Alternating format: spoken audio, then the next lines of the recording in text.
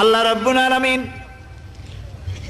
কোরআনে কারীমের ভিতরে নবীজির নাম একটি বারের জন্য নাম ধরে তাকে ডাকেন নাই, বরং তিনি বলেছেন তোমরা পরস্পর পরস্পরকে যেভাবে নাম ধরে ডাকাডাকি করো আমার নবীকে সেভাবে নাম ধরে ডাকবে না।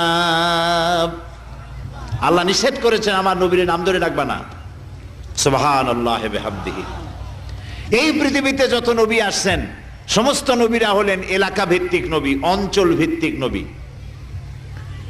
এক এক এলাকার, নূহ আলাইহিস সালাম এক এলাকার, মুসা আলাইহিস সালাম আলাক এলাকার, দাউদ আলাইহিস সালাম আরাক এলাকার, এরকম এলাকা ভাগ ভাগ করা। কিন্তু মুহাম্মদ সাল্লাল্লাহু আলাইহি ওয়াসাল্লামকে আল্লাহ রাব্বুল আলামিন কোন এলাকার জন্য নবী বানান নাই।